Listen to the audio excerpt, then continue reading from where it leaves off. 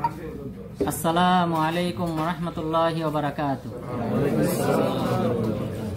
নাহমাদুহু ওয়া নুসাল্লি আলা রাসূলিহিল কারীম, আম্মা বা'দ। আউযু বিল্লাহি মিনাশ শাইতানির রাজীম। ইয়া আইয়ুহাল্লাযীনা আমানু লা তুকদ্দিমু বাইনা ইয়াদাইল্লাহি ওয়া রাসূলিহি।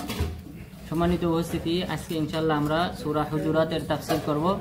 তো সূরা হুজুরাত, এই সূরাটা একটা মহৎ একটা সূরা। এই সূরার মাধ্যমে আল্লাহ তাআলা মুসলিমদেরকে আদব শিক্ষা দিয়েছেন, যে নবীর সাথে কিরূপ আচরণ করতে হবে, বড়দের সাথে কিরূপ আচরণ করতে হবে। এই আদব শিক্ষা আল্লাহ তাআলা এই সূরাতে দিয়েছেন, এবং আরো কিছু সামাজিক কিছু বিষয় আল্লাহ তাআলা এই সূরাতে উল্লেখ করেছেন। প্রথম আয়াতে মহান রব্বুল আলামিন বললেন, ইয়া আইয়ুহাল্লাযীনা আমানু লা তুকদ্দিমু বাইনা ইয়াদাইল্লাহি ওয়া রাসূলিহি। হে মুমিনগণ, তোমরা আল্লাহ এবং তার রসুলের সামনে অগ্রগামী হইও না। আল্লাহ এবং তার রসুলকে অতিক্রম করে তোমরা নিজেরা কোনো প্রকার সিদ্ধান্ত গ্রহণ করো না। ওয়াত্তাকুল্লাহ ইন্নাল্লাহা সামিউন আলিম। তোমরা আল্লাহ তাআলাকে ভয় করো, নিশ্চয় আল্লাহ তাআলা সর্বশ্রোতা, সর্বজ্ঞ। এই আয়াত আল্লাহ তাআলা অবতীর্ণ করেছেন যখন, এবং এটার সাথে সম্পর্কিত অনেকগুলো আয়াত জড়িত। সেটা হলো বানু তামিম গোত্রের কয়েকজন ব্যক্তি, অর্থাৎ 70 জন। বানু তামিম গোত্রের 70 জন ব্যক্তি রাসূল সাল্লাল্লাহু আলাইহি ওয়াসাল্লামের কাছে সাক্ষাৎ করতে আসেন। তো সাক্ষাৎ করতে আসার পর তারা প্রকৃতপক্ষে তারা অধিকাংশই ছিলেন অনারব, অর্থাৎ গ্রাম্য ব্যক্তি, এবং শহরের আদব কায়দা তাদের জানা ছিল না।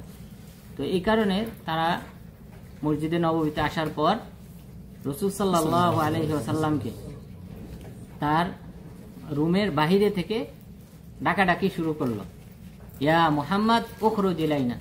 হে মুহাম্মদ, তুমি আমাদের কাছে আসো, বেরিয়ে আসো, ঘর থেকে বেরিয়ে আসো।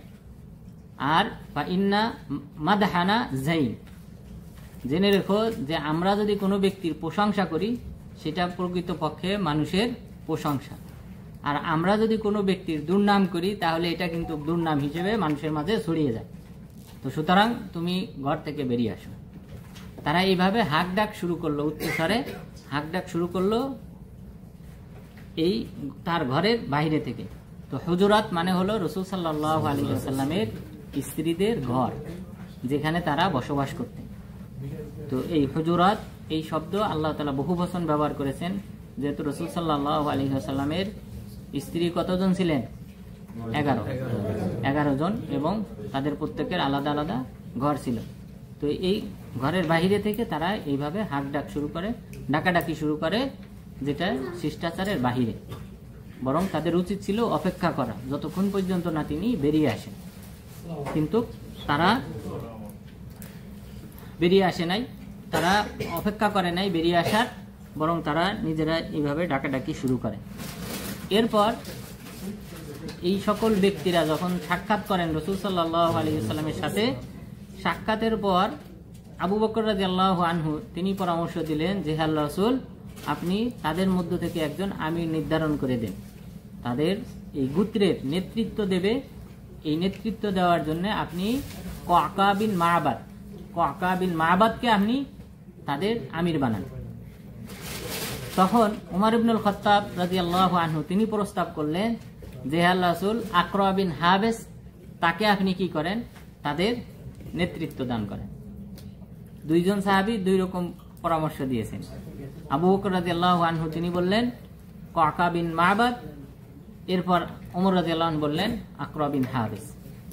তখন আবু বকর রাদিয়াল্লাহু আনহু বললেন, মা আরাদতা ইল্লা খিলাফি, তুমি শুধুমাত্র আমার বিরোধিতা করার ইচ্ছা পোষণ করেছো। অপর একজন ব্যক্তির নাম প্রস্তাব করে তুমি প্রকৃতপক্ষে আমার বিরোধিতা করা তোমার উদ্দেশ্য, আর কিছুই উদ্দেশ্য না। তখন ওমর রাদিয়াল্লাহু আনহু বললেন যে, না, আপনার বিরোধিতা করা আমার উদ্দেশ্য না, বরং এটা আমার একটা প্রস্তাব। এভাবে তারা দুইজন কথোপকথন করে, উচ্চস্বরে আওয়াজ করে কথা বলেন। কথা বলার পর আল্লাহ তাআলা এই আয়াত অবতীর্ণ করেন, ইয়া আইয়ুহাল্লাযীনা আমানু লা তুকদ্দিমু বাইনা ইয়াদাইল্লাহি ওয়া রাসূলিহি। হে মুমিনগণ, তোমরা আল্লাহ এবং তার রাসূলের অগ্রগামী হইও না, তোমরা নিজেরা কোনো বিষয়ে সিদ্ধান্ত গ্রহণ করো না নিজেদের পক্ষ থেকে কোনো প্রকার সিদ্ধান্ত গ্রহণ করো না। ওয়াত্তাকুল্লাহ, এবং তোমরা আল্লাহ তাআলাকে ভয় করো। ইন্নাল্লাহা সামিউন আলিম, নিশ্চয়ই আল্লাহ তাআলা সর্বশ্রোতা এবং সর্বজ্ঞ। ইয়া আইয়ুহাল্লাযীনা আমানু লা তারফাউ আসওয়াতাকুম ফাওকা সাওতিন নবী, হে মুমিনগণ, তোমরা তোমাদের আওয়াজ বুলন্দ করো না রাসূল সাল্লাল্লাহু আলাইহি ওয়াসাল্লামের আওয়াজের উপর। তাহলে এটা আবু বকর রাদিয়াল্লাহু আনহু এবং ওমর রাদিয়াল্লাহু আনহু সম্পর্কে বোঝা যায় যে তোমরা, হে মুমিনগণ, তোমরা রাসূল সাল্লাল্লাহু আলাইহি ওয়াসাল্লামের চেয়ে উঁচু আওয়াজে কথা বলো না। ওয়ালা তাজহারু লাহু বিল কওল কাজাহরি বা'দিকুম লিবা'দ, এবং তোমরা একজন আরেকজনের সাথে যেভাবে উচ্চস্বরে কথা বলো অনুরূপভাবে রাসূল সাল্লাল্লাহু আলাইহি ওয়াসাল্লামের সাথে উচ্চস্বরে কথা বলবে না। এই অংশটা কিন্তু কাদের ক্ষেত্রে? ওই গোত্রের ক্ষেত্রে, বানু তামিম। তাহলে বানু তামিমের যে 70 জন লোক এসেছিল তাদের ক্ষেত্রে এটা, যে তারা উচ্চস্বরে ডাকাডাকি করতেছিল, আওয়াজ করতেছিল। তো আল্লাহ তাআলা তাদেরকে আদব শিক্ষা দিলেন, ওয়ালা তাজহারু লাহু বিল কওল কাজাহরি বা'দিকুম লিবা'দ, তোমরা একজন আরেকজনকে যেভাবে ডাকাডাকি করো, হে মোহাম্মদ, হে আব্দুর রহমান, এই যে একজন আরেকজনকে যেভাবে ডাকাডাকি করো ওইভাবে ডাকাডাকি করো না, বরং রাসূল সাল্লাল্লাহু আলাইহি ওয়াসাল্লামের সাথে আদবের সাথে কথা বলো। কেননা আন তাহবাতা আমালুকুম ওয়া আনতুম লা তাশউরুন, কেননা তোমাদের আমলনামা বরবাদ হয়ে যাবে তোমাদের অজ্ঞাতসারে, তোমরা টেরও পাবে না, বরং তোমাদের সব আমল নষ্ট হয়ে যাবে। তাহলে রাসূল সাল্লাল্লাহু আলাইহি ওয়াসাল্লামের সাথে বেয়াদবি করলে ওই ব্যক্তির আমলনামা বরবাদ হয়ে যাবে, নষ্ট হয়ে যাবে। তাহলে বানু তামিম যেহেতু তারা উচ্চস্বরে ঘরের বাইরে থেকে উচ্চস্বরে ডাকাডাকি করতেছিল, আল্লাহ তাআলা তাদেরকে এই আদব শিক্ষা দিয়েছেন, এবং সেই সাথে আবু বকর রাদিয়াল্লাহু আনহু এবং ওমর রাদিয়াল্লাহু আনহু এই দুজনের মাঝে যে বাকবিতণ্ডা হয়েছিল তাদেরকেও আল্লাহ তাআলা এখানে আদব শিক্ষা দিয়েছেন। এরপর আল্লাহ তাআলা বলেছেন, ইন্নাল্লাযীনা ইয়াগুদ্দুনা আসওয়াতাহুম ইনদা রাসূলিল্লাহ উলাইকাল্লাযীনা ইমতাহানাল্লাহু কুলুবাহুম লিত্তাকওয়া, নিশ্চয় যারা তাদের আওয়াজ নিচু করে রাসূল সাল্লাল্লাহু আলাইহি ওয়াসাল্লামের সামনে, এদেরকেই আল্লাহ তাআলা তাদের অন্তরের পরীক্ষা নিয়েছেন তাকওয়া অবলম্বন করার জন্য। লাহুম মাগফিরাতু ওয়া আজরুন আযীম, এবং তাদের জন্য রয়েছে আল্লাহ তাআলার ক্ষমা এবং মহা পুরস্কার।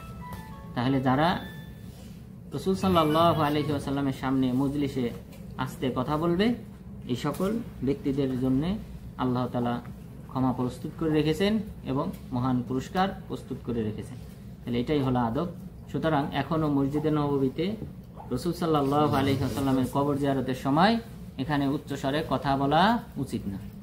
এখানে উচ্চস্বরে আওয়াজ করে বিলাপ করা বা উচ্চস্বরে সালাম দেওয়া ইত্যাদি আদবের খেলাফ। বরং এখানেও আমরা, তিনি মারা যাওয়ার পরেও আমরা এই আদব রক্ষা করব। এই রিয়াজুল জান্নায় প্রবেশের পর অথবা কবরের আশেপাশে এখান দিয়ে জিয়ারত করার সময় এখানে উচ্চস্বরে কথা বলা যাবে না, এবং অপর বন্ধুদের সাথে হাসি তামাশা ইত্যাদি না করা উচিত। এটা রাসূল সাল্লাল্লাহু আলাইহি ওয়াসাল্লামের সাথে আদবের বরখেলাপ। এরপর মহান রব্বুল আলামিন বললেন, ইন্নাল্লাযীনা ইউনাদুনাকা মিন ওয়ারাইল হুজুরাত আকসারুহুম লা ইয়াকিলুন, যারা আপনাকে আপনার ঘরের বাহির থেকে আহ্বান করে, ডাকাডাকি করে, তাদের অধিকাংশই বেকুব, অধিকাংশই জানে না, মূর্খ। অর্থাৎ তারা যেহেতু গ্রাম্য ব্যক্তি, তারা এই সকল আদব শিষ্টাচার এটা তাদের তবিয়তগতভাবে, অর্থাৎ তারা যদি বুঝতো যে না রাসূল সাল্লাল্লাহু আলাইহি সাল্লামকে ইহতিরাম করতে হয়, এইভাবে ডাকাডাকি করা উচিত না, তাহলে তারাও করতো না। তো এখানে আল্লাহ তাআলা বললেন লা ইয়াকিলুন, তারা বোঝে না যে রাসূল সাল্লাল্লাহু আলাইহি সাল্লামকে এইভাবে আহ্বান করা উচিত না, এটা তারা বোঝে না। যদি বুঝতো তাহলে আপনাকে এইভাবে তারা আহ্বান করতো না। মিন ওয়ারাইল হুজুরাত, পর্দার আড়াল থেকে তথা ঘরের পিছন থেকে আপনাকে এইভাবে ডাকাডাকি করতো না। ওয়ালাউ আন্নাহুম সাবারু হাত্তা তাখরুজা ইলাইহিম লাকানা খায়রাল লাহুম, যদি তারা ধৈর্য ধারণ করত, এই সকল ব্যক্তিরা, এই বানু তামিমের 70 জন ব্যক্তি, তারা যদি ধৈর্য ধারণ করত, অপেক্ষায় থাকতো আপনি যতক্ষণ পর্যন্ত না তাদের কাছে বেরিয়ে আসেন, লাকানা খায়রাল লাহুম, এটাই ছিল তাদের জন্য কল্যাণকর। আল্লাহু গফুরুর রহিম, আল্লাহ তাআলা ক্ষমাশীল করুণাময়। তাহলে আল্লাহ তাআলার কিন্তু অনেক নামগুলা এখানে আসতেছে। আল্লাহ তাআলার যে নামগুলি উল্লেখ করা হয়েছে এর অধিকাংশ নাম কোরআনে উল্লেখ হয়েছে, অধিকাংশ নাম কোরআনে উল্লেখ হয়েছে, শুধুমাত্র 15 থেকে 20টা নাম হাদিসে উল্লেখ হয়েছে। এছাড়া বাকি যে নামগুলি আছে এগুলি অধিকাংশই পবিত্র কোরআনে আল্লাহ তাআলা স্বয়ং উল্লেখ করেছেন। এরপর আরেকটি ঘটনা উল্লেখ করা হয়েছে, এটা মুসলিমদেরকে আদব শিক্ষা দেওয়া হয়েছে। সেটা হলো মহান রব্বুল আলামিন বললেন, ইয়া আইয়ুহাল্লাযীনা আমানু ইন জাআকুম ফাসিকুম বিনাবা, হে মুমিনগণ, তোমাদের কাছে যদি কোনো ফাসিক ব্যক্তি, পাপাচার ব্যক্তি যদি কোনো সংবাদ নিয়ে আসে, ফাতাবায়ানু, তাহলে তোমরা এটা যাচাই বাছাই করো। কেউ একটা সংবাদ দিল আর বিশ্বাস করে নেব, এটা যেন না হয়, বরং দলিল প্রমাণ খোঁজা উচিত। কেননা আন তুসিবু কওমান বিজাহালাতিন ফাতুসবিহু আলা মা ফাআলতুম নাদিমিন, কেননা এই তথ্যের ভিত্তিতে তোমরা কোনো কওমের উপর আক্রমণ করতে পারো অজ্ঞাতসারে, এরপর তোমরা নিজেরাই লাঞ্ছিত হবে। অর্থাৎ কোনো একটা নিরাপরাধ ব্যক্তিদের উপর আক্রমণ করে পরে নিশ্চয়ই তোমরা আফসোস করবে যে কেন আমরা নিরাপরাধ ব্যক্তিদেরকে আমরা হত্যা করেছি। ঘটনাটা হলো বানুল মুস্তালিক। বানুল মুস্তালিক এটা একটা গোত্রের নাম, যারা বর্তমান যে জেদ্দা এবং রবেক, এই যে সমুদ্র তীর, জেদ্দা থেকে নিয়ে রবেক, এই সমুদ্র তীরে তারা বসবাস করতেন। এর মাঝখানে এই অঞ্চলগুলিতে তারা বসবাস করতেন বানুল মুস্তালিকের লোকজন। তো তাদের সাথে রাসূল সাল্লাল্লাহু আলাইহি ওয়াসাল্লামের ৫ম হিজরিতে যুদ্ধ হয়, কারণ তারা কুরাইশদের সাথে যুদ্ধের প্রস্তুতি নেয়। এই সংবাদ পাওয়ার পর রাসূল সাল্লাল্লাহু আলাইহি ওয়াসাল্লাম তিনি নিজে তাদের বিরুদ্ধে যুদ্ধ করেন। যুদ্ধ করার পর তারা ইসলাম গ্রহণ করে এবং তাদের মধ্যে যিনি প্রধান ছিলেন হারেস বিন জিরার, তিনি রাসূল সাল্লাল্লাহু আলাইহি ওয়াসাল্লামের কাছ থেকে প্রতিশ্রুতি নেন যে অমুক মৌসুমে আপনি আমার কাছে লোক পাঠাবেন, আমি এখানকার যে জাকাত আছে এই জাকাত আমি জমা করে আপনার ওই দূতের কাছে প্রেরণ করব, পাঠিয়ে দেব। এইভাবে চুক্তি হয়। চুক্তি হওয়ার পর তখন রাসূল সাল্লাল্লাহু আলাইহি ওয়াসাল্লাম ওই মৌসুমে তিনি কি করলেন, দূত পাঠালেন। ওয়ালিদ বিন উকবা বিন আবি মুঈত এই ব্যক্তিকে তিনি দূত হিসেবে পাঠালেন। দূত হিসেবে পাঠানোর পর এই বানু মুস্তালিকের সাথে আবার ওয়ালিদ বিন উকবা বিন আবি মুঈতের দ্বন্দ্ব ছিল জাহিলি যুগে, অর্থাৎ ইসলাম আসার পূর্বে তার সাথে তার দ্বন্দ্ব ছিল। দ্বন্দ্ব থাকার পর এই ব্যক্তি যাওয়ার পর প্রতিমধ্যে জানতে পারে যে বানুল মুস্তালিকের লোকজন তারা কিন্তু প্রস্তুত হয়ে আছে, অর্থাৎ তারা ঘর থেকে বেরিয়ে আসছে রাস্তায় এই ব্যক্তিকে অভ্যর্থনা জানানোর জন্য যে রাসূল সাল্লাল্লাহু আলাইহি ওয়াসাল্লামের দূত আসতেছে। এই কারণে তারা অভ্যর্থনা হিসেবে গ্রহণ করার জন্য তারা ঘর থেকে বেরিয়ে আসছে। কিন্তু তিনি মনে করেছেন যে তারা আমাকে হত্যা করার জন্য বেরিয়ে এসেছে, তারা যাকাত দিতে অস্বীকার করেছে এবং আমাকে হত্যা করার জন্য তারা বেরিয়ে এসেছে। সে তাদের কাছে না গিয়েই রাসূল সাল্লাল্লাহু আলাইহি ওয়াসাল্লামের কাছে ফিরে এসে তিনি রিপোর্ট করলেন যে আল্লাহ রাসূল, বানুল মুস্তালিক তারা মুরতাদ হয়ে গেছে এবং আমাকে হত্যা করার উপক্রম হয়েছে। নাউযুবিল্লাহ। এই কথা বলার পর রাসূল সাল্লাল্লাহু আলাইহি ওয়াসাল্লাম সৈন্যবাহিনী পাঠালেন।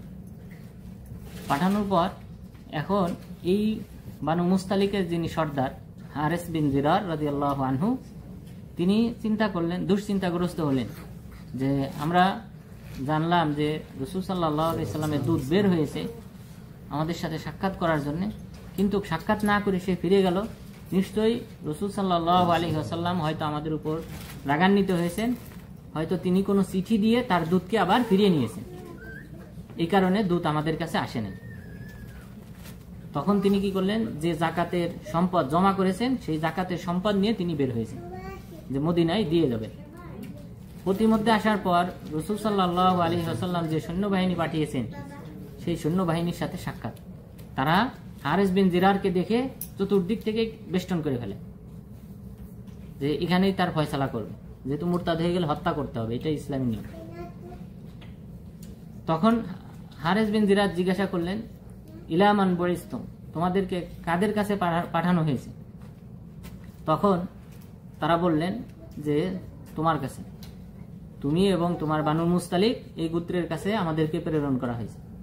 বললেন কেন? তখন বললেন তোমরা রাসূল সাল্লাল্লাহু আলাইহি ওয়াসাল্লামের দূতকে হত্যা করার উপক্রম হয়েছে এবং মুরতাদ হয়ে গেছে। তখন তিনি বললেন, আমি এই যে যাকাতের সম্পদ নিয়ে বের হয়েছি, এটা প্রকৃতপক্ষে রাসূল সাল্লাল্লাহু আলাইহি ওয়াসাল্লামের দূতের বিলম্বের কারণে আমি এটা স্বয়ং নিজে দেওয়ার জন্য এসেছি।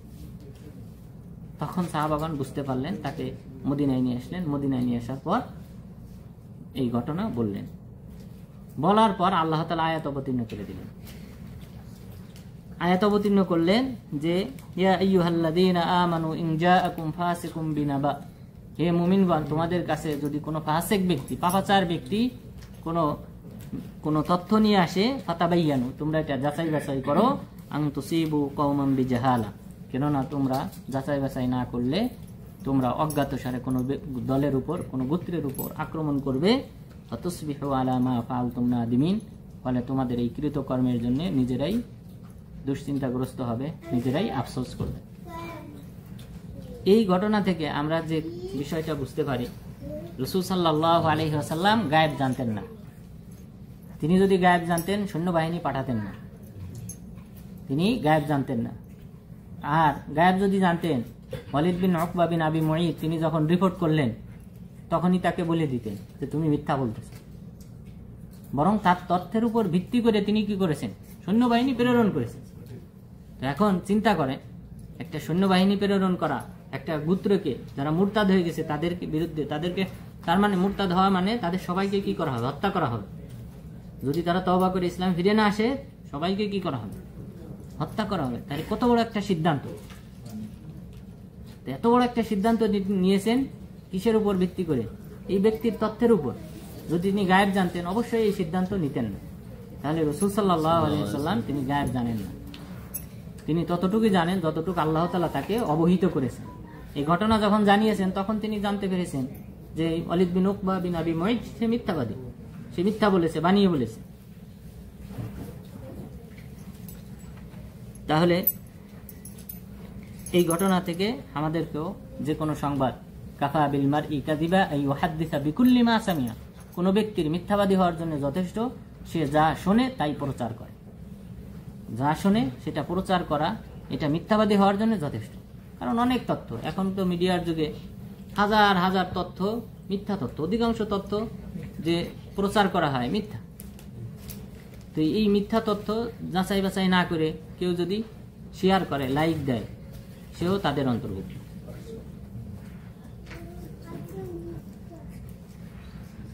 তাহলে আমাদেরকে এখানে আদব শিক্ষা দেওয়া হয়েছে মুসলিমদেরকে।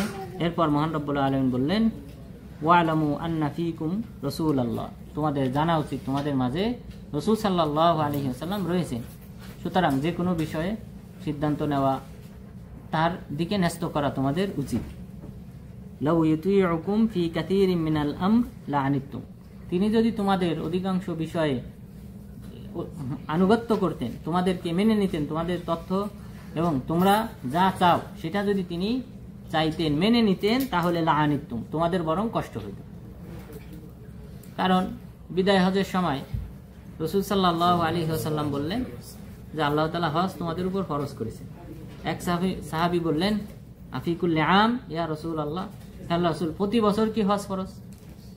তাহলে রাসূল সাল্লাল্লাহু আলাইহি ওয়াসাল্লাম যদি চাইতেন যে না, তার চাহিদা প্রতি বছর হজ ফরজ করা হোক, তাহলে এটা আমাদের মুসলিমদের জন্য কঠিন হয়ে যেত, কঠিন হয়ে যেত এটা। তাহলে আল্লাহ তাআলা বললেন যদি তিনি তোমাদের অধিকাংশ মতামত মেনে নিতেন তাহলে লাআনিতুম, তোমাদেরই কষ্ট হইত। কিয়ামুল লাইল, তিনি মাত্র 3 রাত তাহাজ্জুদের সালাত আদায় করেছেন, রমজান মাসে তারাবি আদায় করেছেন 3 রাত জামাতে। কেন আদায় করেন নাই? কারণ তিনি আশঙ্কা করেছেন আমি যদি এইভাবে আদায় করি আর সাহাবীরা এইভাবে যদি আমার পিছে জড়ো হয়, একসময় আমাদের উপর ফরজ হয়ে যেতে পারে। এই কারণে তিনি পরের রাতগুলিতে ঘরে আদায় করেছেন, জামাতবদ্ধভাবে আদায় করেন নাই।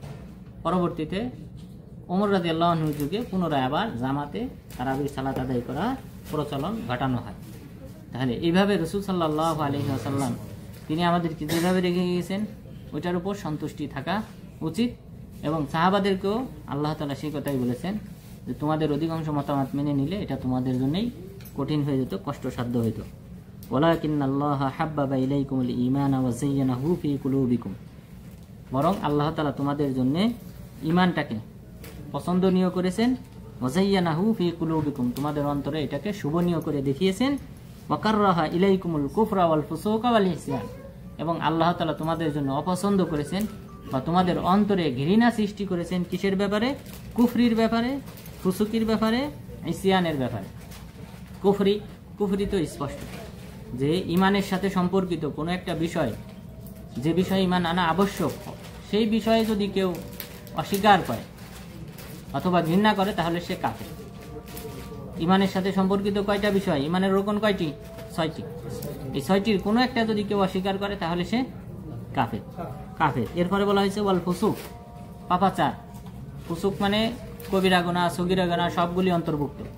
আল্লাহ তাআলা জান্নাত বা তোমাদের জন্য ঘৃণিত করে দেখিয়েছেন এই পাপ, কবিরা গুনাহ, সগীরা গুনাহকে, ওয়াল ইসয়ান এবং অবাধ্য হওয়াকে। উলাইকা হুমুর রাশিদুন, আর তারাই হলো সৎপথ প্রাপ্ত।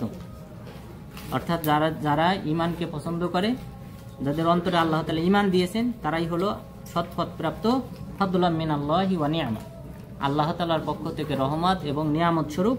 আল্লাহু আলিমুন হাকিম, আল্লাহ তাআলা সর্বজ্ঞ এবং মহা জ্ঞানী। তো তাহলে আজকের আলোচনায় আমরা যে বিষয়টা জানলাম যে আল্লাহ এবং আল্লাহ রসুলের যদি কোনো আয়াত অথবা হাদিস পাওয়া যায় তাহলে অবশ্যই সেটাকে মাথা পেতে মেনে নিতে হবে, চোখ বন্ধ করে চোখ বুঝে মানতে হবে। এখানে কোনো প্রকার ইশকাল করা যাবে না। আমরা হিকমত জানি অথবা না জানি যে কেন আল্লাহ তাআলা এই বিধান দিয়েছেন। উটের গোশত খেলে ওযু ভাঙে, এখন আমি কারণ জানি অথবা না জানি, উটের গোশত খেয়ে নামাজ আদায় করা যাবে না, যেহেতু রাসূল সাল্লাল্লাহু আলাইহি সাল্লামের নির্দেশ। সুতরাং আমরা কেন ওযু ভাঙে? গরুর গোশত খেলে ওযু ভাঙে না, তারপর ছাগল, দুম্বা ইত্যাদির গোশত খাওয়ার পর ওযু ভাঙে না, কিন্তু উটের গোশত খেলে কেন ওযু ভাঙবে? আমরা কারণ জানি অথবা না জানি, যেহেতু রাসূল সাল্লাল্লাহু আলাইহি ওয়াসাল্লাম বলেছেন সেটা আমরা পালন করব, বাস্তবায়ন করব। তো আল্লাহ তাআলা সেই বিষয়ে আমাদেরকে সতর্ক করেছেন।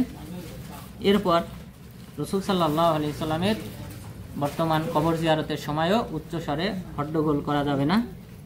এরপর আল্লাহ তাআলা যে বিষয়টার ব্যাপারে সতর্ক করেছেন, এই বিষয়ে বর্তমান যুগে আরো বেশি সতর্ক হওয়া উচিত।